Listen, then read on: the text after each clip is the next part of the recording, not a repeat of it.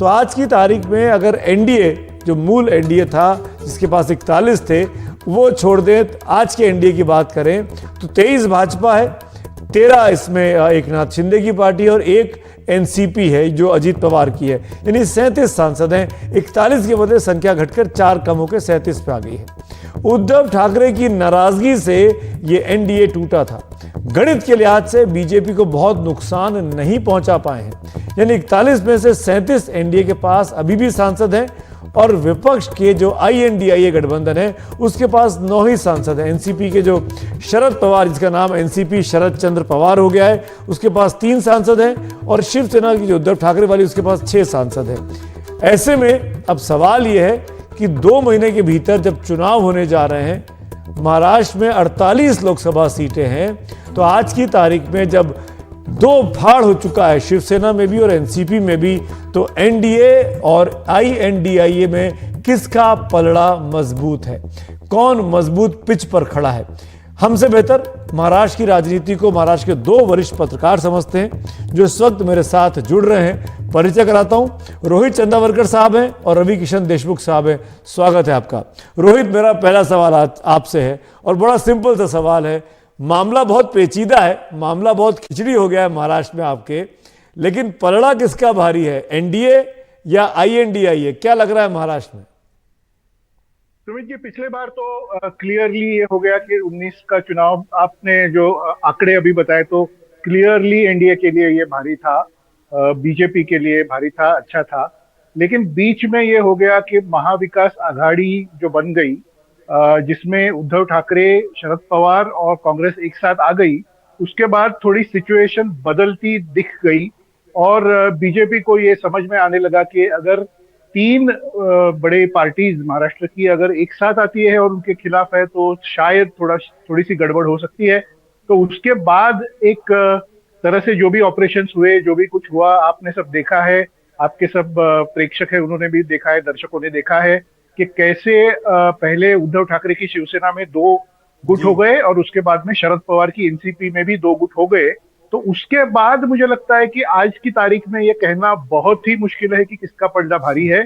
लेकिन ये तो दिख रहा है कि जो ज्यादातर विधायक जो हैं शिवसेना के भी और शरद पवार वाली पहले वाली जो एनसीपी थी उनके भी, वो अभी एनडीए के साथ, यानी कि यहाँ पे जिसको महायुति बोलते हैं महाराष्ट्र में, एनडीए का जो गठबंधन है भाजप के से निर्देशित है, वो उनके साथ में है। तो अभी जो पिछले 3-4 दिनों में आप देख रहे हैं, जिस तरह से चुनाव आयोग का डिसीजन आ गया कि शरद पवार अपनी पार्टी का कंट्रोल नहीं कर सकते, वो अजीत पवार के साथ रहेगी और चुनाव चिन्ह जो है वो भी अभी अजीत पवार के पास जाएगा। तो मुझे लगता है कि बहुत बड़ा एक वाटरशेड मूवमेंट महाराष्ट्र की राजनीति में आया है सुमित जी, इस वजह से कि पिछले 30 साल से 40 साल से जो महाराष्ट्र में बहुत ही पावरफुल, जिसको बोलते हैं, 2 नेता थे और सब कुछ कंट्रोल कर रहे थे। खासकर बाला साहब के निधन के बाद में उद्धव ठाकरे थे और शरद पवार तो पहले से थे। तो दोनों नेता, आज आप जानते हैं कि फरवरी के एंड में राज्यसभा का चुनाव है, उसमें उनका कोई रोल नहीं बचा है। मैं रवि किरण साहब को इस चर्चा में लेके आना चाहता हूं।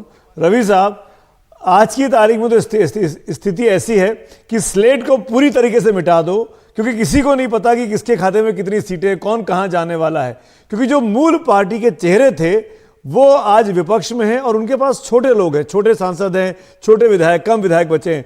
उनका चुनाव चिन्ह उनसे चला गया, उद्धव ठाकरे से चला गया, अब शरद पवार से भी चला गया, अब उनके पास घड़ी नहीं बची है।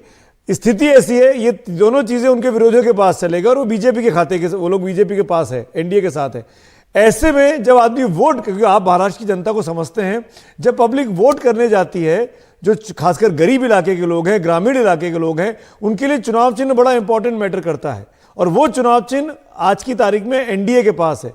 तो क्या ये कहना गलत है कि एनडीए का पलड़ा मजबूत दिखाई दे रहा है इस बार, जो नया एनडीए बन रहा है?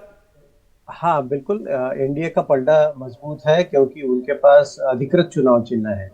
लेकिन दूसरी बात मैं आपको ये बताना चाहूंगा सुमित, कि महाराष्ट्र में जब इसके पहले ऐसा एक प्रयोग हुआ था कि शिवसेना पार्टी का जो चुनाव चिन्ह है वो एकनाथ शिंदे गुट के पास चला गया, पार्टी उन्हीं की एथोराइज पार्टी बोल के इलेक्शन कमीशन चुनाव आयोग की तरफ से घोषणा हुई उसकी। तो उसके बाद अंधेरी का एक उपचुनाव हुआ था महाराष्ट्र में, मुंबई में अंधेरी विधानसभा जी हाँ। क्षेत्र है। तो उस वक्त उनको मशाल चिन्ह दिया गया था, और कुछ दिन पहले ही दिया गया था चुनाव के। तो उन्होंने, आजकल क्या है कि सोशल मीडिया काफी हावी है, और जैसे अपना चैनल है या कई और हैं, तो वहां से लोगों को तुरंत पता चल जाता है कि कौन से गुट का क्या चुनाव चिन्ह है। तो इसमें देरी नहीं लगती है। सवाल सिर्फ इसका है कि जो रिमोट एरियाज है, जैसे महाराष्ट्र में कई ऐसे इलाके हैं जो आदिवासी या पिछड़े इलाके हैं, जहां पर अपने को लगता है हम सबको कि कैसे पहुंचेगा ये चुनाव चिन्ह।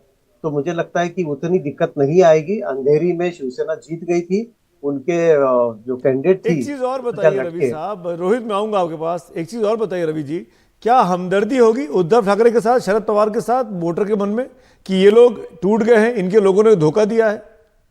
देखिए, भारतीय मतदाताओं का अगर हम एक काफी सालों से देखते आए, तो उनकी संवेदनाएं जो होती है ना, जो सबसे ज्यादा समस्याओं में घिरा होता है उसके साथ उनकी संवेदनाएं होती हैं। भारतीय राजनीति ने बार बार ये साबित किया है कि जब भी कोई जूझता है, लड़ता है, जिस पर अटैक होता है चारों तरफ से, तो उसकी तरफ लोगों का ध्यान ज्यादा जाता है कि अरे ये बच पाएगा कि नहीं, ये काफी लड़ाई कर रहा है, ये बचेगा कि नहीं, क्या खत्म हो जाएगा।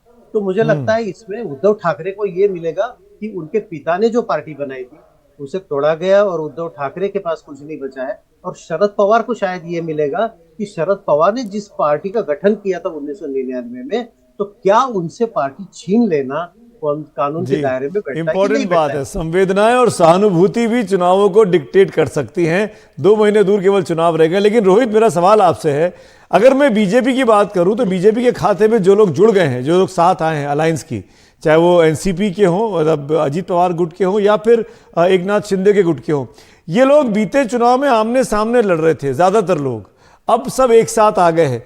तो क्या इन फाइटिंग का सीन भी आप देखते हैं कि अब जो अजीत पवार के साथ थे वो यूपीए के साथ थे, अब वो एनडीए के साथ होंगे, वो अपनी सीट मांगेंगे, वहां पर बीजेपी के उम्मीदवार भी होंगे, वहां पर शिवसेना के उम्मीदवार भी होंगे? क्या इन फाइटिंग प्रॉब्लम खड़ी कर सकती है? आप म्यूट पे हैं, अनम्यूट कर लीजिए। जी जी, हाँ बोलिए, आप बोलिए।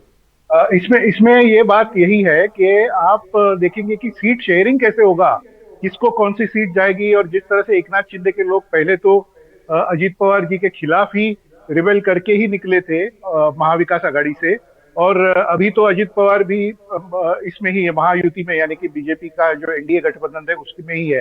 तो उनका एक दूसरे के साथ सीट शेयरिंग कैसा रहेगा, मन मिलाप होगा या नहीं होगा, यही तो क्रूशल बातें हैं। लेकिन मैं आपको बताना चाहता हूं, आप जानते हैं, भली भांति जानते हैं कि महाराष्ट्र में भी, जैसे उत्तर प्रदेश में है और अन्य राज्यों में है, महाराष्ट्र में भी बीजेपी एक बड़ी इलेक्शन विनिंग मशीन है, और वो सब ये खेल जानती है। और उन्होंने मतलब जिस तरह से हर हर तरफ से उन्होंने बातें की, मतलब जो फायरिंग ऑन ऑल इंजिन जो बोलते हैं, उस तरह से ये चुनाव का किया है कि उन्होंने विकास का काम भी है, योजनाएं भी हैं, बाकी भी है, मोदी जी का करिश्मा, उनकी रैलीज, उनका महाराष्ट्र में बार बार आना, और ये सब इंफ्रास्ट्रक्चर का काम, ये सब भी है। और विरोधी दल जो है उनको विभाजित करना, ये भी स्ट्रैटेजी है। तो हर तरफ से स्ट्रैटेजी लगाई गई है। और एक बात, मैं एक मुद्दा आपको बताना चाहता हूँ, रवि किरण जी भी जानते हैं कि शरद पवार जी के साथ जो बचे हैं वो ज्यादा उम्र में बहुत ज्यादा हो चुकी है उनकी, और उम्र में बहुत बड़े लोग, एक एक तरह से सीनियर सिटीजन का जैसा वो हो गया है। तो क्या वो लड़ सकते हैं, क्या वो उतर सकते हैं मैदान में, या फिर एनसीपी का झुकाव, जो कार्यकर्ता है उनका झुकाव अजीत पवार की ही तरफ होगा, ये सब इससे बातें इससे देखने एक, लायक एक, रहेंगी। एक सवाल और मन में आया रोहित, और वो ये कि क्या जैसे बिहार में हुआ, नीतीश कुमार पलट गए, इंडिया ब्लॉक के साथ थे और वो चले गए अब एनडीए के साथ, क्या आपको लगता है कि कोई एक धड़ा, चाहे अजीत पवार का हो चाहे उद्धव, क्योंकि उद्धव ठाकरे का एक स्पीच बड़ा वायरल है आज की डेट में कि वो बीजेपी को बहुत क्रिटिसाइज नहीं कर रहे थे, क्या चुनाव के पहले महाराष्ट्र में भी कोई पलटी हो सकती है?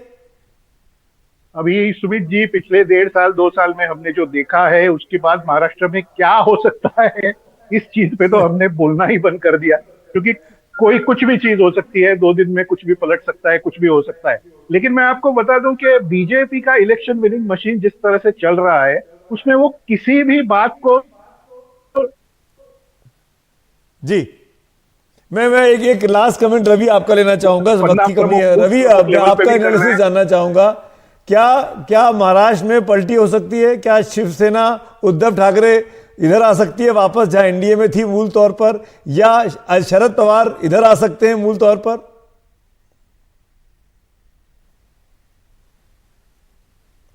अनम्यूट करिए। हाँ, आप अनम्यूट मुझे करिए। लगता है काफी हाँ जी, हाँ। आगे जा चुका है मामला। अब ऐसी स्थिति में है दोनों कि उनका वापस लौटना बड़ा मुश्किल बन गया है। और मुझे लगता है कि मतदाता भी इसे स्वीकार नहीं करेंगे इस हालत में। तो जिस तरह से उद्धव ठाकरे के बयान आ रहे हैं, जैसे आपने अभी उसका थोड़ा सा ये ले लिया कि वो बीजेपी को बड़ा क्रिटिसाइज कर रहे हैं, तो मुझे लगता है इतना सारा करने के बाद मुझे नहीं लगता कि ये लोग वापस आएंगे। और शरद पवार ने तो बार बार ये कहा है। तो कांग्रेस बड़ा पार्टनर है आईएनडीआईए ब्लॉक का, और ये लोग छोटे पार्टनर बनके रहेंगे इस बार लड़ाई में महाराष्ट्र में। क्या ये कहना गलत है रवि? नहीं, महाराष्ट्र में कांग्रेस ने जो रुझान दिए हैं, सॉरी टू इंटरप्ट, मुझे नहीं लगता कि कांग्रेस उसमें डोमिनेट कर पाएगी, क्योंकि देखिए नंबर एक तरफ है सुमित जी, लेकिन कांग्रेस का नंबर इसलिए है क्योंकि उनमें तो वर्टिकल स्प्लिट हुआ नहीं है, वो विभाजित नहीं हुए हैं। लेकिन ग्राउंड पे आकर आज मूड अगर देखे महाराष्ट्र में हर तरफ, तो वो उद्धव ठाकरे और शरद पवार ही डोमिनेट महाविकास आघाड़ी को करेंगे और कर रहे हैं। मेरे पास वक्त की कमी है। You have summed it really well. Thank you so much Rohit and Ravi, आप दोनों जुड़े और महाराष्ट्र की राजनीति को देश के लोगों को समझाया एनडीटीवी इंडिया के थ्रू। बहुत बहुत थैंक यू आप दोनों को।